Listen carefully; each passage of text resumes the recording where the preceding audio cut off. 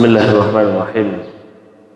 Assalamualaikum warahmatullahi wabarakatuh.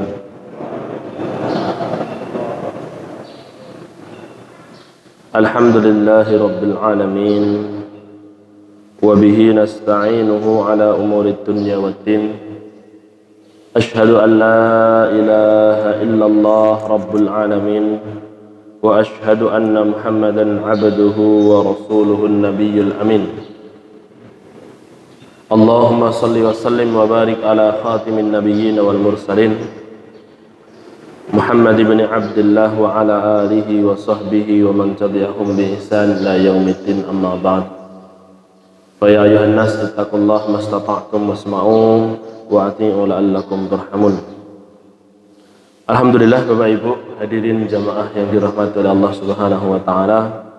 Puji syukur kepada Allah Subhanahu wa taala patut untuk senantiasa kita haturkan kepada satu-satunya zat yang maha kuasa, zat yang kita pasrahkan kehidupan kita, zat yang mengurusi segala permasalahan dalam kehidupan kita.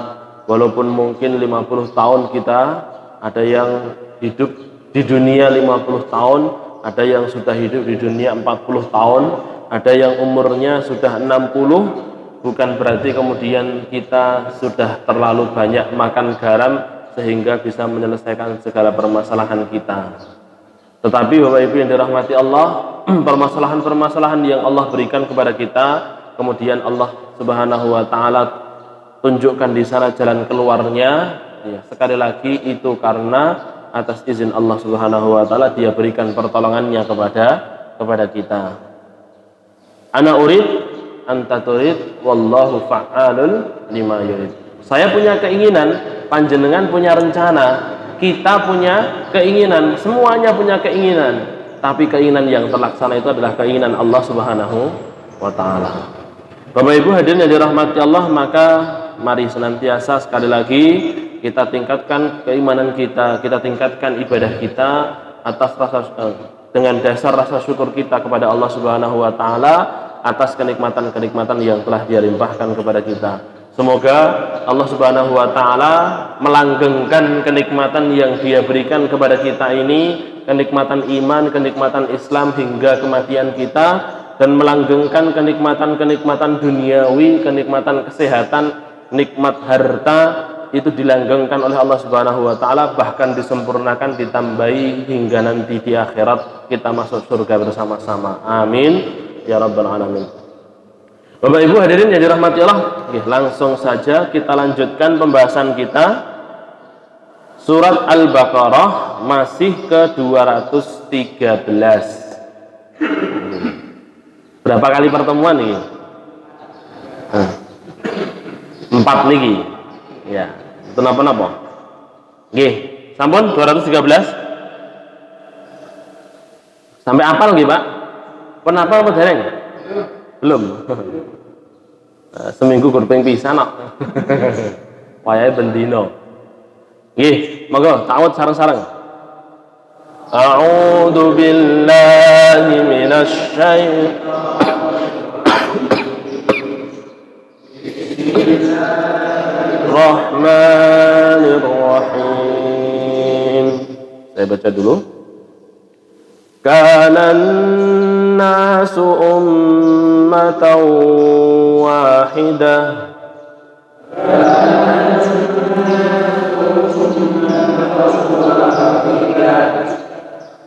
fab'atsallahu an-nabiyyina mubashshirina wa mundzirin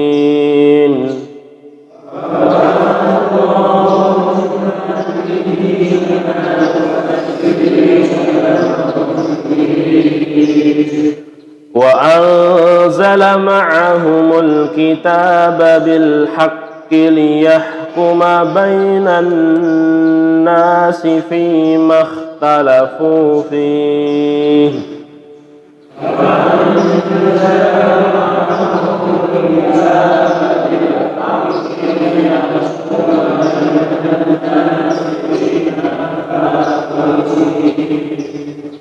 wa ma اختلف فيه إلا الذين أوتوه من بعد ما جاءتهم البينات بغيا بينهم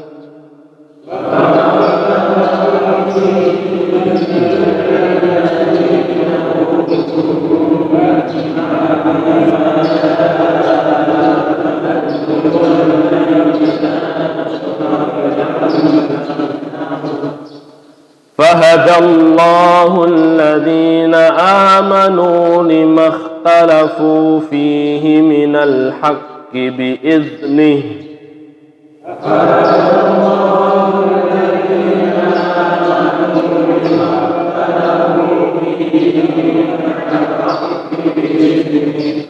والله يهدي من يشاء إلى صراط مستقيم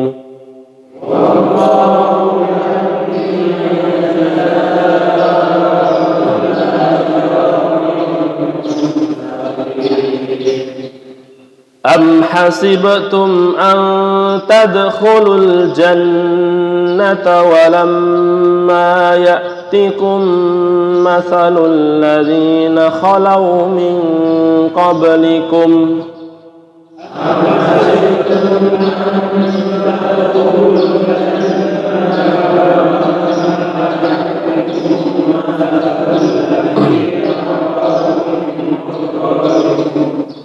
مستهم البأساء والضراء وزلزلوا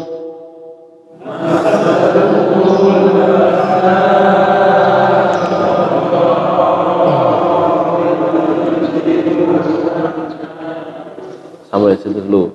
وزلزلوا حتى يقول الرسول والذين آمنوا معه متى نصر الله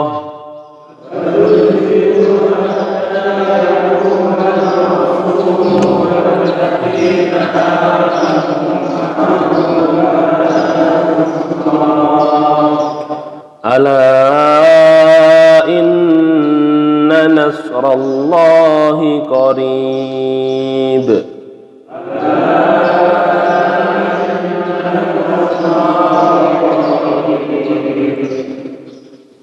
Cukup. Bapak Ibu hadirin yang dirahmati Allah, sekarang langsung kita lanjutkan ke tafsir ayat 213. Kemarin sampai ke wa makhtalafa fihi illa alladziina utuhu min ba'di ma ja'atuhumul bayyinat baghyan bainahum.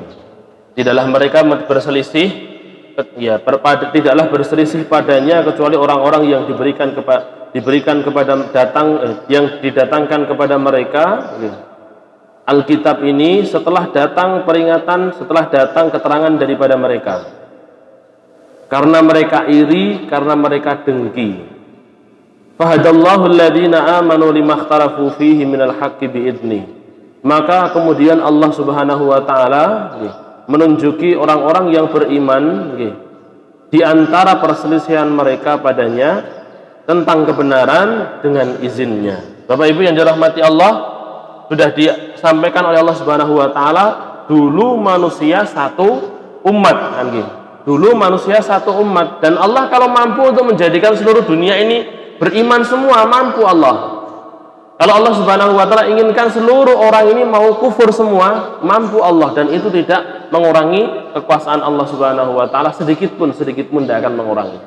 Kemudian mulailah orang-orang yang mereka diberikan Alkitab, orang-orang Yahudi, orang-orang Nasrani, mereka mulai berselisih, Pak. Merasa dirinya paling benar, datang Nabi Isa, tapi ternyata orang-orang yang mengaku dirinya Yahudi tidak mau ikut dengan Nabi Isa. Ketika Nabi Muhammad SAW datang, orang-orang yang mengaku dirinya pengikut Nabi Isa tidak mau ikut dengan Nabi Muhammad SAW. Seperti itu terus. Maka Allah Subhanahu wa taala menunjuki orang-orang yang beriman, orang-orang yang dipilih oleh Allah Subhanahu wa taala di antara perselisihan-perselisihan di antara mereka. Manusia berselisih, orang Yahudi ngaku dirinya pengikut Nabi Musa, orang Nasrani ngaku dirinya pengikut Nabi Isa, tapi mereka berdua tidak mau mengikuti Nabi Muhammad SAW. Mereka mengatakan yang dibawa Muhammad itu beda dengan yang dibawa Nabi Musa. Padahal aslinya yang dibawa Nabi Muhammad SAW itu sama dengan yang dibawa Nabi Musa dan Nabi Isa. Allah Subhanahu wa Ta'ala Pak yang menunjuki mereka.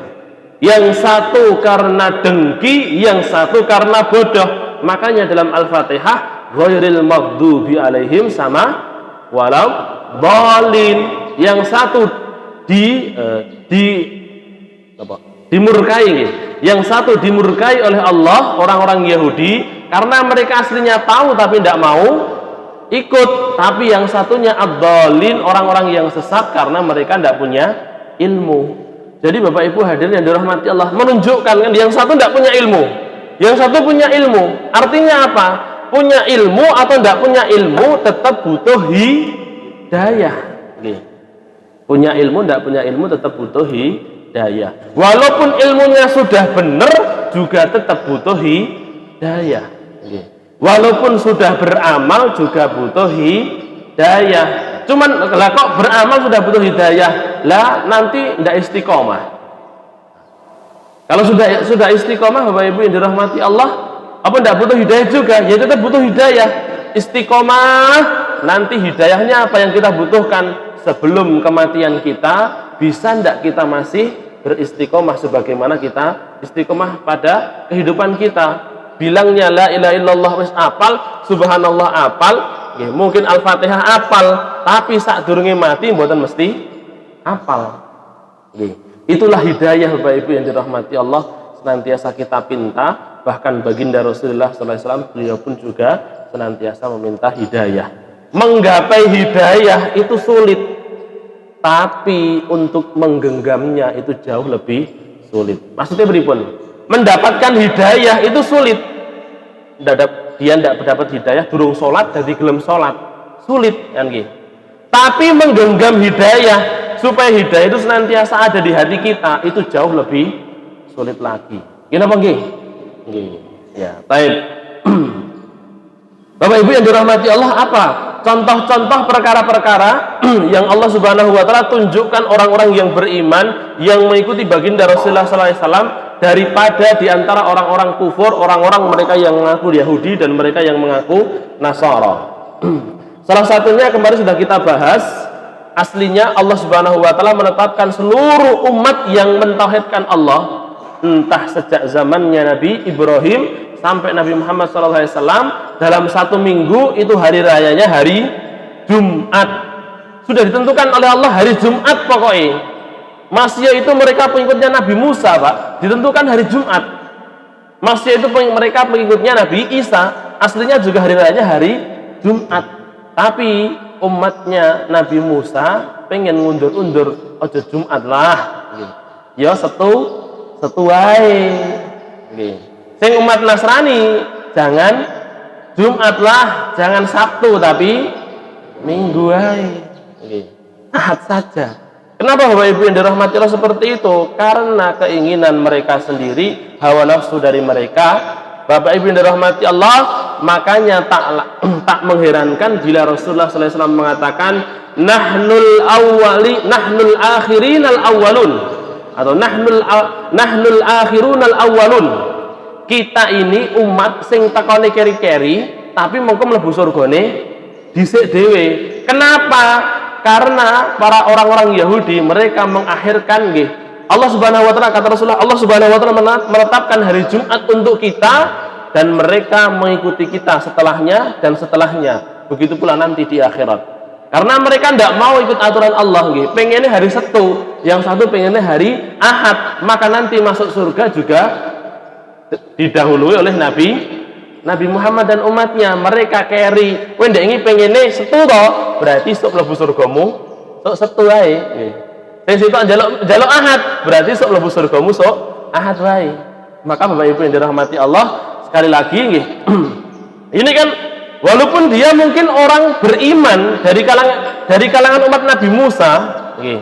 Tapi kemudian meminta itu kan Bapak Ibu yang dirahmati Allah jadi hari Sabtu. Itu kan juga karena waktu itu Nabi Musa masih hidup Pak. Jadi mereka minta kepada Musa, mbok Jumat wae. Besok Sabtu aja Nabi Musa, besok Sabtu aja. Akhirnya diizinkan sama Allah. Suara kula kali suara manuk kalah ya. Ya, akhirnya diizinkan oleh Allah jadi syariat, ditentukan oleh Allah, Pak. Tapi gara-gara mereka napa niku istilahnya ngenyang, gara-gara mereka ngenyang.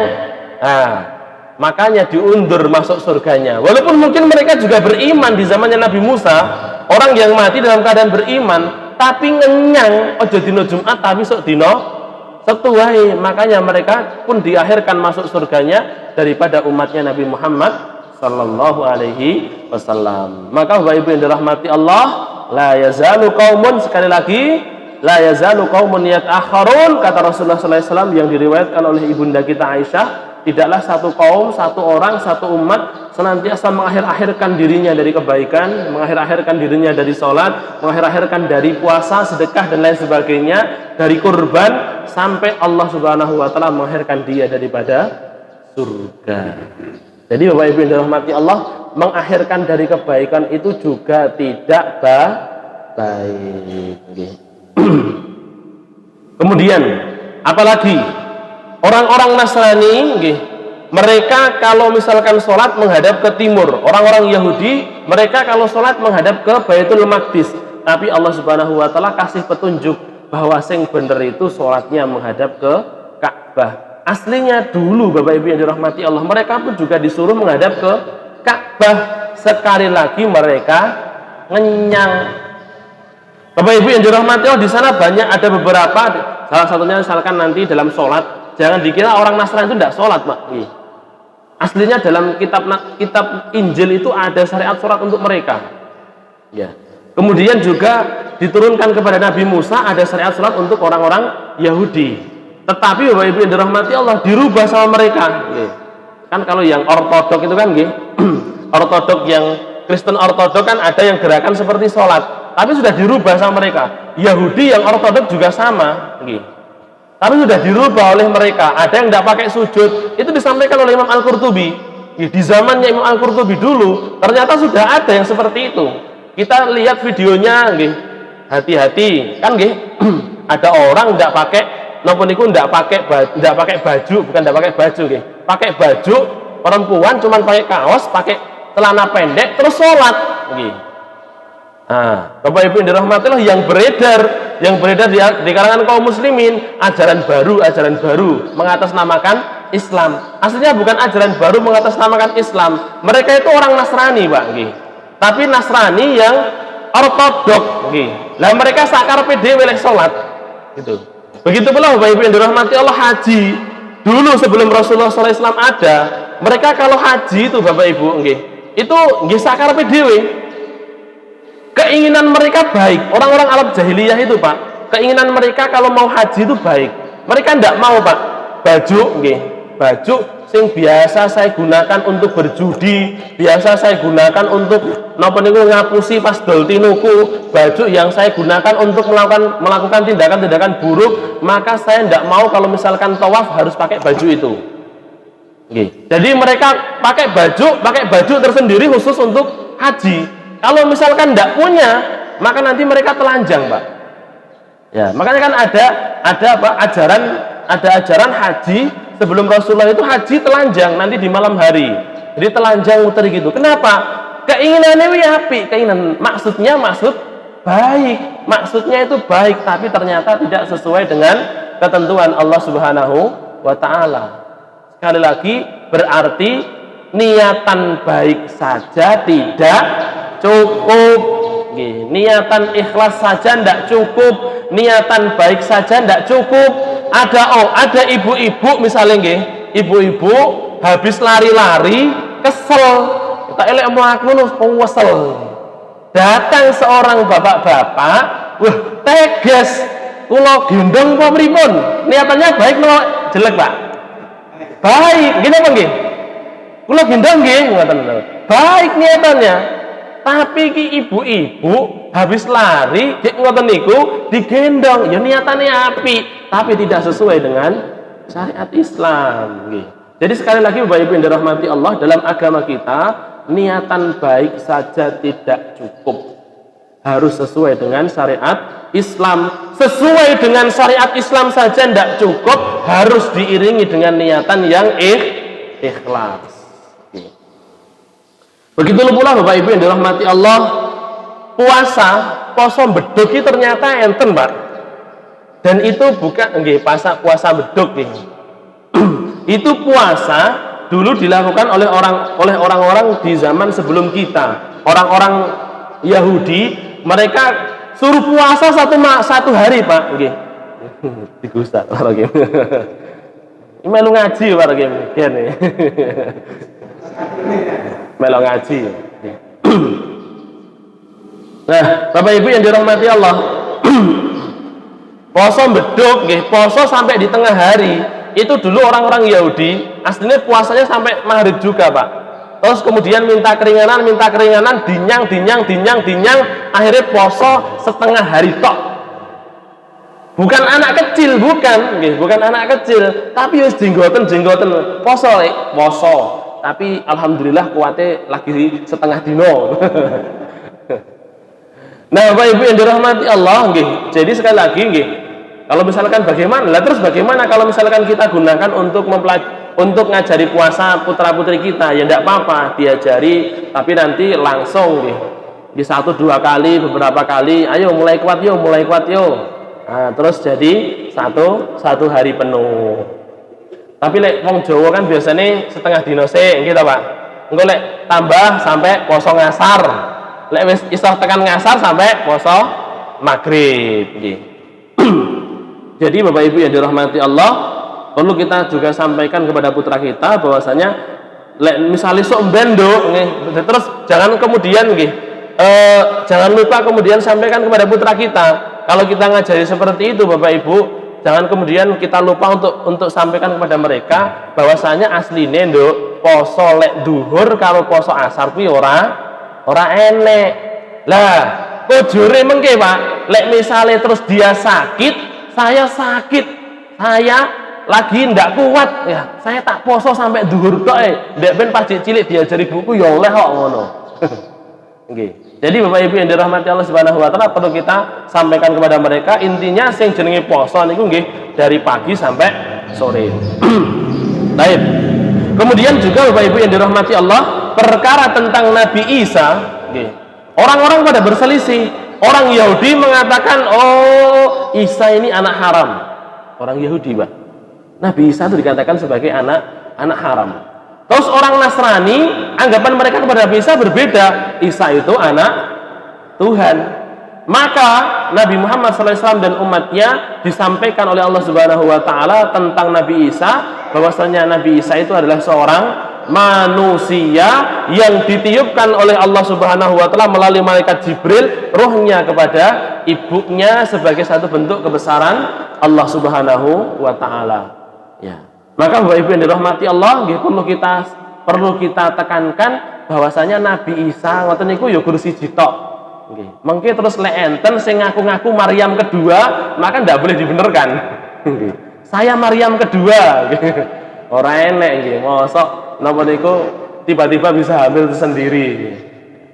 Tidak ada Maryam kedua. Para ulama sepakat mengatakan tidak ada Maryam yang kedua. Wallahu a'lam bishawab. Terus kemudian, jadi itulah Bapak Ibu yang dirahmati Allah, perkara-perkara yang dulu orang Yahudi, orang Nasrani berselisih, kemudian Allah inginkan orang-orang pengikutnya Nabi Muhammad SAW untuk memegang teguh kebenaran yang telah Allah sampaikan original.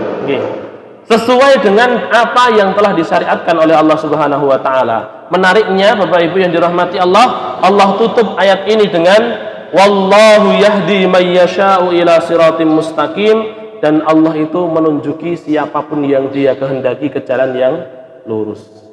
Hidayah itu di tangan Allah.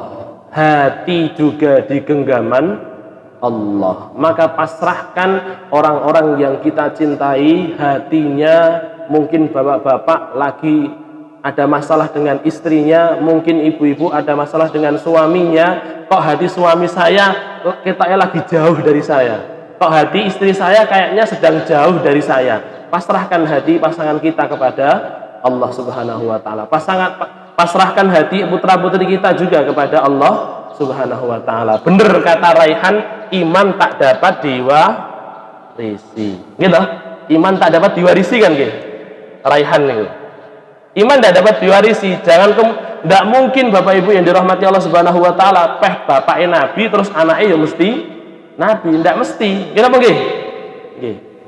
Maka ibu-ibu yang dirahmati Allah jangan sampai kemudian terbesit, begitu pula dengan kita semua gitu, Bapak Ibu-ibu. Jangan sampai kemudian terbesit di pikiran kita ketika melihat seorang, misalkan seorang mubalik, seorang ustadz, seorang kiai, oh kiai, ketoke kiai tapi ternyata bojone ora cetha. Ketoke kiai tapi putrane ndak cetha, orang genah. Bapak Ibu yang dirahmati Allah, jangan salahkan kiainya. Okay. Kiai pun Bapak Ibu yang dirahmati Allah, kalau tidak ditunjuki sama Allah, tidak mungkin dia bisa jadi kiai. Hati dia sendiri, hati kita sendiri, itu yang genggam Allah. Tidak ada terus kemudian orang kehilangan ibunya, ya misalkan, atau kehilangan orang yang dicintainya, suami, atau kehilangan adiknya, kehilangan orang tua, terus kemudian mengatakan begini, wah aku engko gak sedih, sedih sesuk wae. Engko mari sesuk sedihnya gur 5 menit tok. Mari ngono terus guyu peringas-pringis. Ada enggak, Pak? Enten apa mboten? Enggak bisa. Sedih-sedih datang sendiri, nangis datang sendiri. Nggih napa nggih? Nggih. Itulah Bapak Ibu yang dirahmati Allah, sekali lagi hati kita itu milik Allah, hati kita yang genggam Allah, hati orang yang kita cintai yang genggam Allah, Allah yang menunjuki siapapun. Dan Allah Subhanahu wa taala itu menghargai proses kita, bukan hasil kita. Bapak Ibu yang dirahmati Allah, ketika mungkin bapak punya istri nggih, diajak ngaji angel Bapak Ibu. Nah, Bapak Ibu yang dirahmati Allah, cukup doakan saja. Ditungakne. Ayo sambil diajak ditungakne. Engko muga-muga suwe-suwe melok ngaji. Begitu pula dengan ibu-ibu nggih. Ibu-ibu sampai judak wong bojone napa niku pas adzan bojone panggah delok ning TV wae. Jarine mbiyen ame rabi ku sanjange sok ben tak gawa sampai ning surga. Surgane sapa gitu. Awakmu payah adzan malah ning ngarep TV ngopi lho. Ya. Didoakan ibu-ibu gitu. Jadi sekali lagi seperti yang pernah saya sampaikan, ud'u ila sabili rabbika bil hikmah. Jangan mau ido hasanah dulu, jangan jidal wajadilhum billati hi ahsan dulu, jangan nuturi dulu, jangan debat dulu, tapi hikmah dulu. Hikmah itu artinya uswah, hikmah itu artinya doa kebaikan.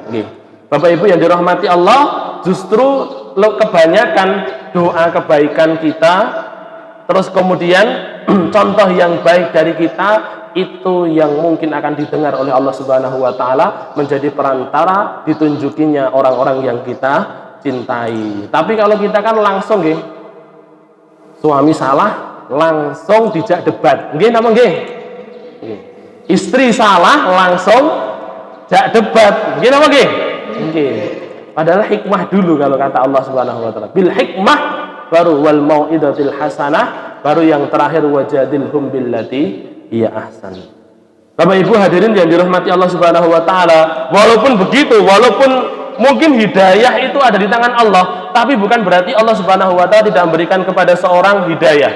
Allah pasti menginginkan kebaikan kepada seluruh hambanya.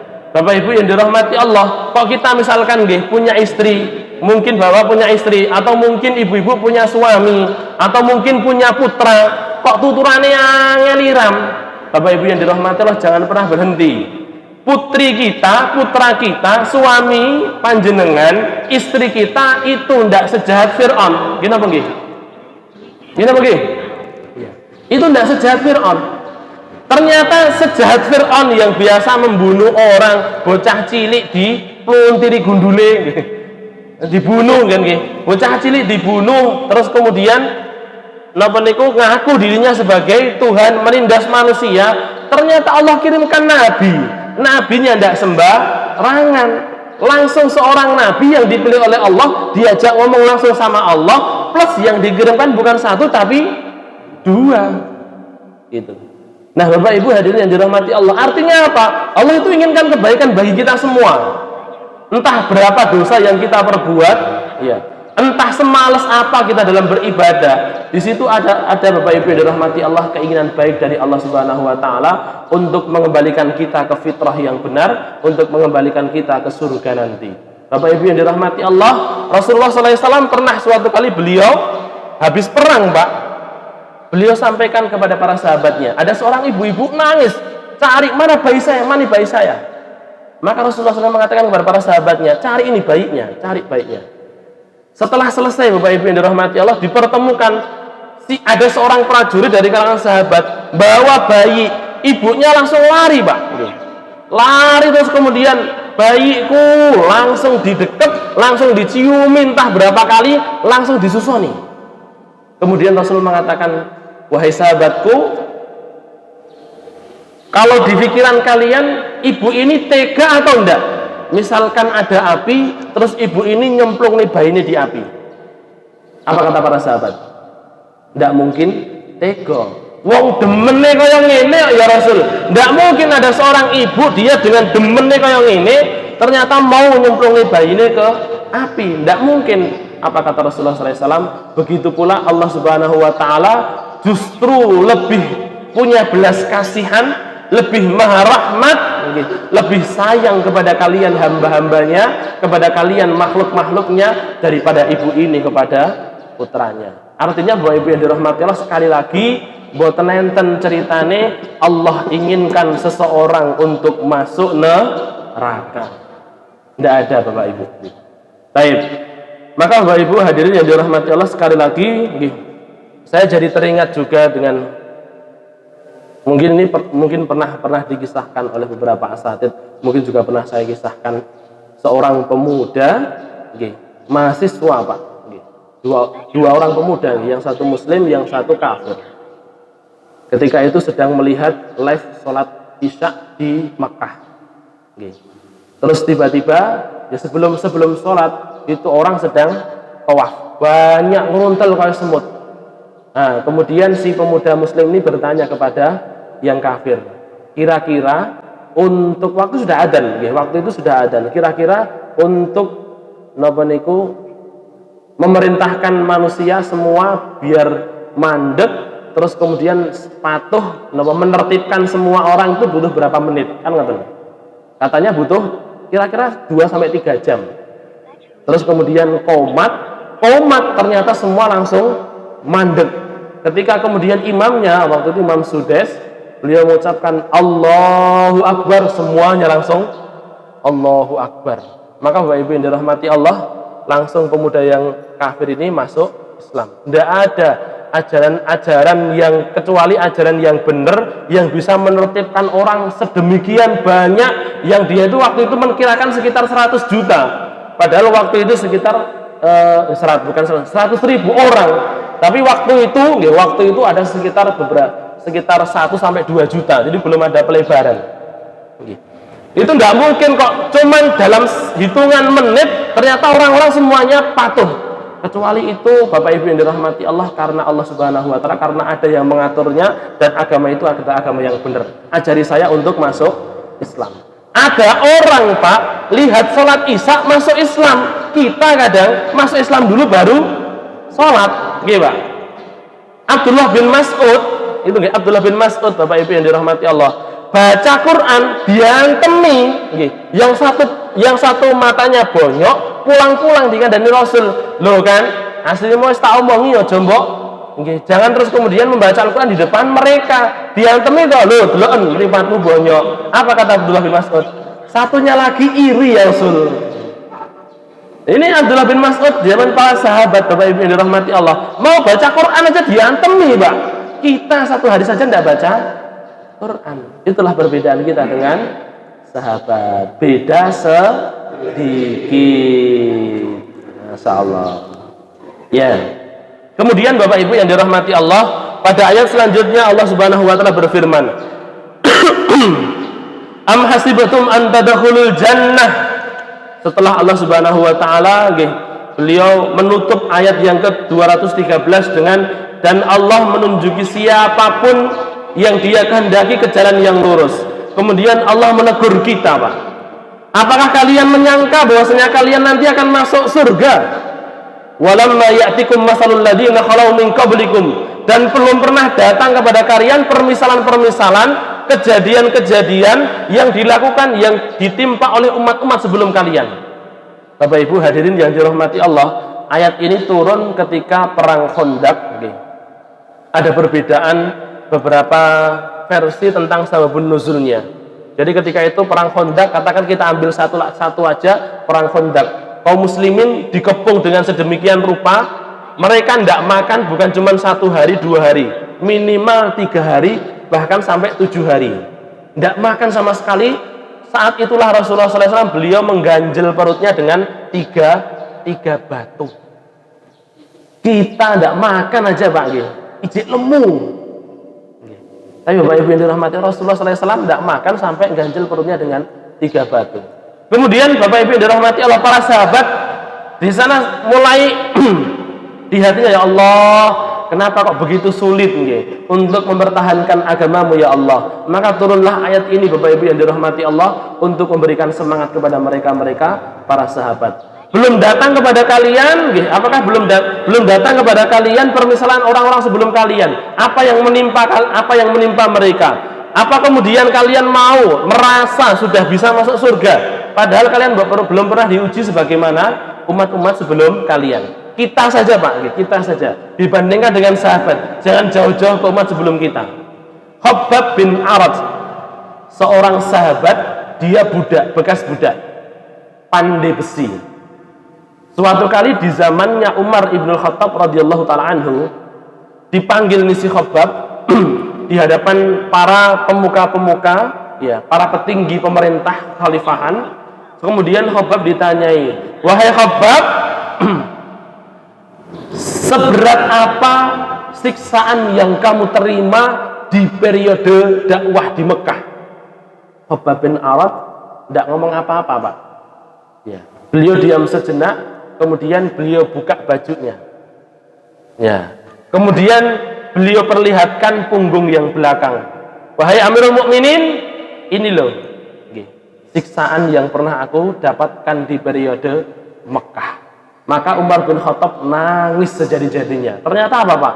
Bapak Ibu yang dirahmati Allah, di punggungnya Khabbab ini ada lubang-lubang Pak.